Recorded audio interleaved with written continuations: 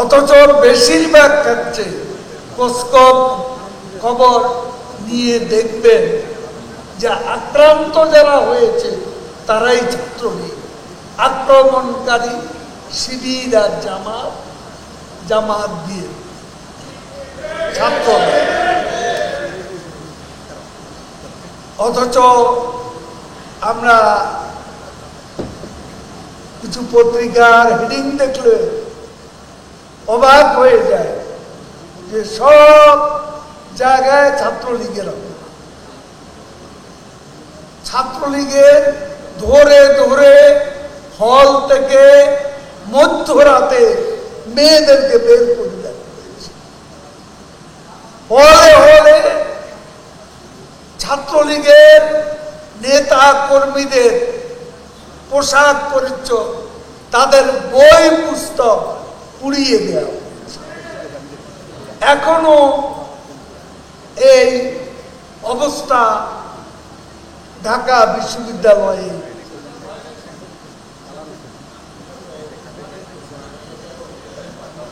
এবং শিক্ষকরা আজকে দেখুন, এই ঘটনাটা কোনো গুরুত্বপূর্ণ হেডিং হলো না। কালকে আমরা টেলিভিশনে দেখলাম যে সহকারী প্রক্টরকে শহীদ মিনার এলাকা তাকে যেভাবে দৌড়াতে দৌড়াতে লাঠি দিয়ে পেটানো হয়েছে, এটা কত যে বর্বর, চোখে না দেখলে বিশ্বাস হয় না। এইসব ঘটনা আমরা আশা করি আমাদের গণমাধ্যম সত্যিকারভাবে যা ঘটেছে, যা দেখেছে তাই তুলে ধরবেন। এটাই আমরা চাই। সত্যকে বিকৃত করা উচিত নয়। আপনারাই বলুন, আক্রমণকারী কি ছাত্রলীগ? আজকে বেশিরভাগ হামলাই ছাত্রলীগের উপর এখনো চলছে। ছাত্রলীগের কাউকে অপরাধ করলে আমরা, শেখ হাসিনা আমাদের নেত্রী, তিনি কাউকে ছাড় দেননি। আবরার হত্যা, বুয়েটে বিশ্বজিৎ হত্যা জড়িত কারা? ছাত্রলীগ।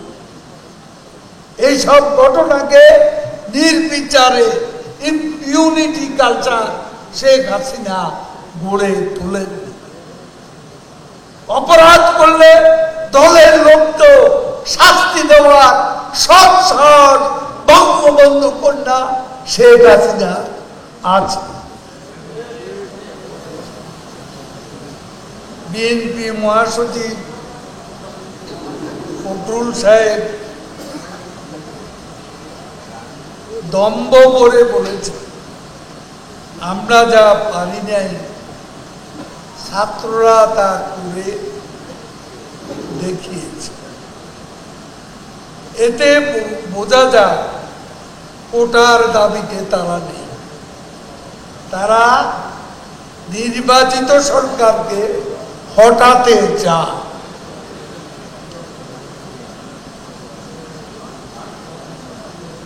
ক্ষমতা দখলের জন্য কতটুকু মরিয়া বলে তারা শিশু কিশোরদের ঢাল হিসেবে ব্যবহার করে।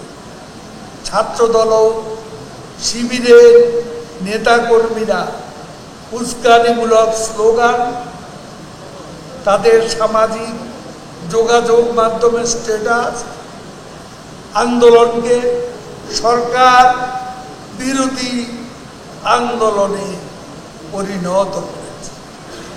বিএনপির এক নেতা ফোন আলাপের অডিও ক্লিপ থেকে বোঝা গেছে ছাত্র দলের ক্যাডারদের সংঘর্ষ হামলার নির্দেশ দিচ্ছে।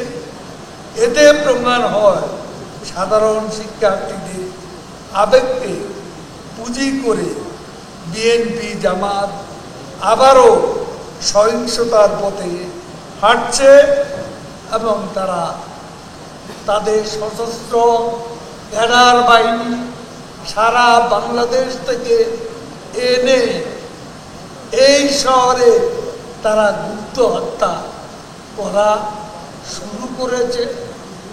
আরও অনেক বাজে পরিস্থিতি, ভয়াবহ পরিস্থিতি সৃষ্টি আহ্বান জানাচ্ছে, উস্কানি দিচ্ছে প্রকাশ্যে সামাজিক যোগাযোগ মাধ্যমে।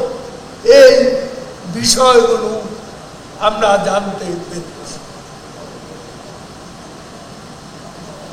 তারা সারা দেশ থেকে ক্যাডার বাহিনী প্রশিক্ষিত সন্ত্রাসীদের ঢাকা এনেছে, নাশকতা নৈরাজ্যজনক পরিস্থিতি সৃষ্টি করতে চায়।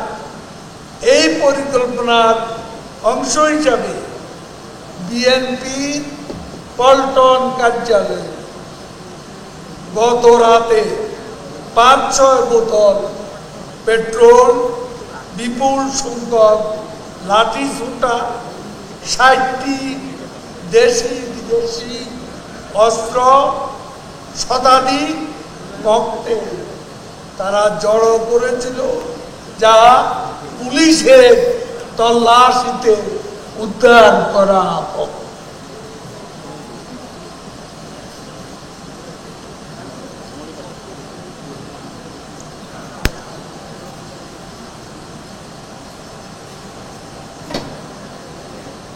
পিতা মাতাদের প্রতি আমরা অনুরোধ জানাব, আপনাদের প্রাণপ্রিয় সন্তানদের এ ধরনের আত্মবিধ্বংসী কর্মকাণ্ড থেকে দূরে রাখার।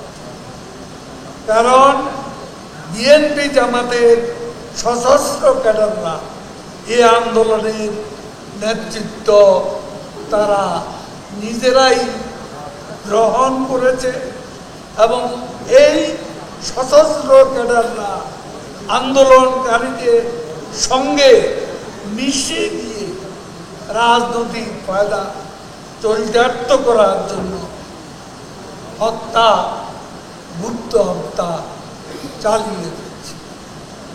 এ বিষয়ে আমরা অভিভাবকদের অনুরোধ করব, এদেরকে এই সর্বনাশা